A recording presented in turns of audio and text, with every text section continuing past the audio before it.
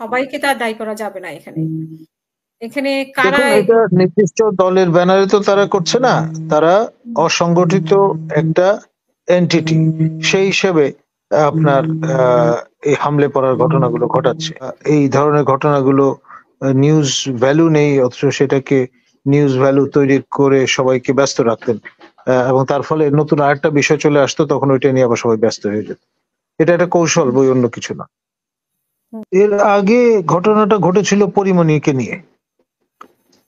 তিনি টাঙ্গাইলে একটি আপনার শপিং আউটলেট উদ্বোধন করতে আমন্ত্রিত হয়েছিলেন, কিন্তু তাকে সেই ফিতা কাটাটা কাটতে দেওয়া হয়নি এবং সেটি নিয়ে কোন রকমের পদক্ষেপ গ্রহণ না করায় বিষয়টা বাড়তে বাড়তে এই জায়গায় গিয়ে দাঁড়িয়েছে এবং এটা আরো বাড়বে।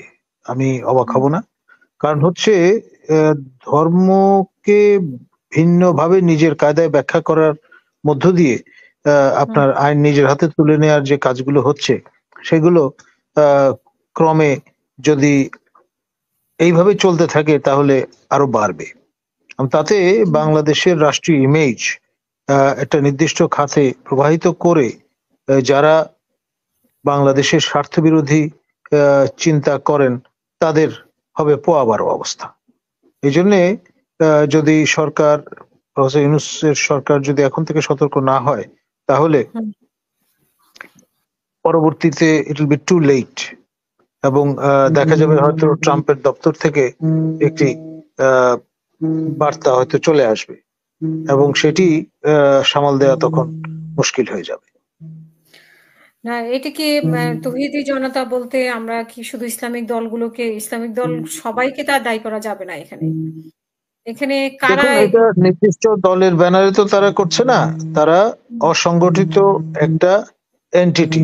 সেই হিসেবে আপনার এই হামলে পড়ার ঘটনাগুলো ঘটাচ্ছে।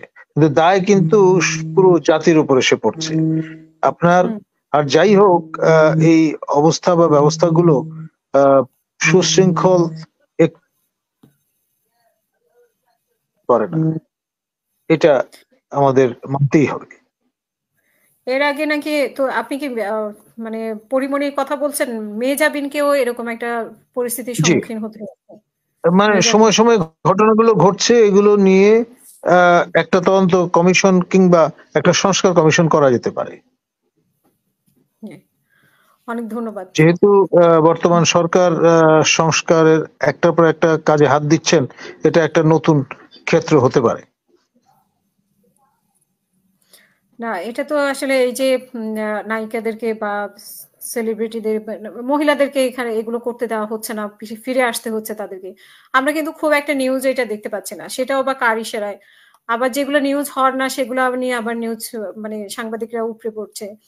সেটা আসলে একটা আপনাকে তো আগেই বলেছি যে এই পদাঙ্ক মূলত আওয়ামী পদাঙ্ক। শেখ হাসিনার আমলে কিছু ব্যক্তি যারা তার অ্যাডভাইজার ছিলেন, তারা এই ধরনের ঘটনাগুলো নিউজ ভ্যালু নেই, অথচ সেটাকে নিউজ ভ্যালু তৈরি করে সবাইকে ব্যস্ত রাখতেন এবং তার ফলে নতুন আরেকটা বিষয় চলে আসতো, তখন ওইটা নিয়ে আবার সবাই ব্যস্ত হয়ে যেত। এটা একটা কৌশল, বই অন্য কিছু না।